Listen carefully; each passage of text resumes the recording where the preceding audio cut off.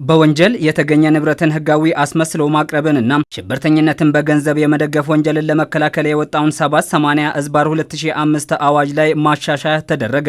በተደረገው ማሻሻያ መሰረት 21 የወንጀል አመንጪዎችን የተመለከተና የልዩ ምርመራ ወይም በሽፋን ስር የሚደረገውን ምርመራ የተመለከተ የወንጀል መከላከል ስራ እንዲሻሻል የተደረገ ሲሆን በተለይም በመደበኛ የወንጀል ምርመራ ሊታዩ የማይችሉ ወንጀሎች ከፍርድ ቤት በሚሰጥ ትዕዛዝ መርማሪው አካል ስራውን እንዲሰራ የሚረዳ ነው።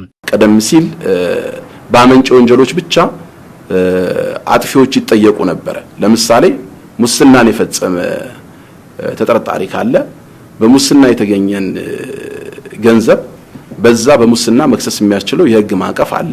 በዛ ይከሰስና ተጠያቂ ሆኖ ተፈርዶበት ከሆነ ጊዜ እስር በኋላ መልሶ ያንን ገንዘብ የሚጠቀምበት ሁኔታ ነበር። ስለዚህ ከወንጀል ማትረፍ የሚቻልበት መንገድ ለመዝጋትም ጭምር ነው። በወንጀል የተገኘውን ንብረት ወይም ገንዘብ እስከ ማስመለስ ይሄዳል። ይሄ ሲሆን ከወንጀል ማትረፍ እንደማይቻልና ኢትዮጵያ ለመኒ ላውንድሪ ወይም በሽብርተኝነት ገንዘብ በሽብርተኝነት ለመርዳት ምቹ ያልሆነች አገር እንድትሆን የሚያስችል ድንጋጌዎችንም እንዲካተቱ ተደርገዋል ማለት ነው። በአዋጁ ማሻሻያ የተደረገባቸው አንቀጾች በወንጀል ምርመራ ስራው ግልጸኝነት እንዲኖርና ላለፉት 12 ዓመታት ኢትዮጵያ ስትጠቀምበት በነበረው አዋጅ ላይ የነበሩትን ክፍተቶችን ለመሙላት የሚያስችል ነው። በማሻሻያው መሰረት በተለይም ልዩ ምርመራ የሚያስፈልጋቸው ወንጀሎች መርማሪው አካል ለፍርድ ቤት በሚያቀርበው አሳማኝ ማስረጃዎች ቢበዛ በ90 ቀናት ውስጥ የሚደረግ ነው። በተጨማሪም መርማሪው የህግ ሽፋን እንዲያገኝ በማድረግ ከግድያ መለስ የዜጎች ሰብአዊ መብትን በማይጥስ መልኩ ወንጀሉን ለመከላከል የሚያስችሉ እርምጃዎችን እንዲወስድም የሚያደርግ ነው። ኢትዮጵያ በፍትህ ህጓ ላይ ዘመናዊ የወንጀል መከላከል ስራዎችን መደገፍ እንዳለባት መቀመጡን የጠቀሰው ሚኒስቴር መስሪያ ቤቱ አሁን ላይ የሚፈጸሙ ወንጀሎች ድንበር ተሻጋሪና ውስብስብ እየሆኑ መምጣታቸውን ተከትሎ ይህ አዋጅ እንዲሻሻል ተደርጓል። በሽፋን ስር የሚደረግ የምርመራ ዘዴ አንደኛው ልዩ ምርመራ ዘዴ ነው። ስለዚህ ይሄ ሁልጊዜ የሚፈጸም የምርመራ ዘዴ አይደለም። ስለዚህ ራሱ ድንጋጌውም ላይ አዋጁም ላይ ማሻሻያው ላይ የተካተተው ልዩ የምርመራ ዘዴ ነው ተብሎ ነው።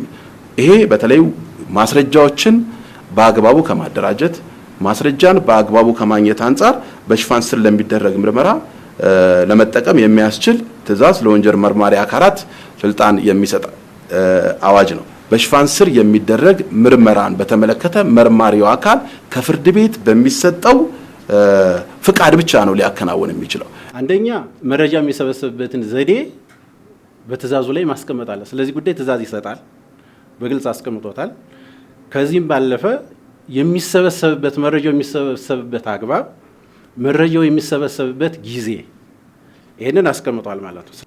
ቢበዛ እነዛንም ጥብቅ የሆኑ ትዕዛዞችን ሰጥቶ ቢበዛ 90 ቀን ቢሄድ ነው። ከዚህ ቀደም በነበረ አዋጅ ላይ በወንጀል የተገኘን ንብረት ህጋዊ አስመስሎ የማቅረብና ሽብርተኝነትን በገንዘብ የመደገፍ ወንጀልን ለመከላከል ግልጽነት እንዲጎለው ከሚያደርጉ አሰራሮች መካከል የጥሬ ገንዘብና ንብረቶች የመጨረሻው መዳረሻን የተመለከተ አለመኖሩ አንዱ ነው። በመሆኑም የተደረገው ማሻሻያ በህጋዊነት ሽፋን ሲደረግ የነበረውን ይህንን ወንጀል ለመከላከል የህዝብና የአገርን ጥቅም ለማስጠበቅ የሚያስችል ነው።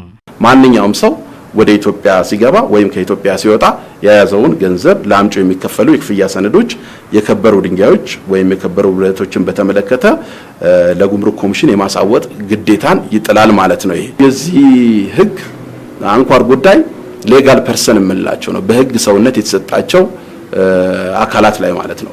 ለምሳሌ ፒኤልሲ ሊሆን ይችላል፣ ሼር ካምፓኒ ሊሆን ይችላል። እነዚህን በሚመለከት እስካሁን ባለን ህግ መሰረት ፊት ለፊት የሚታዩ ሼር ሆልደሮች ብቻ ናቸው በባለቤትነት እዛ ጋር የሚታዩት ማለት ነው።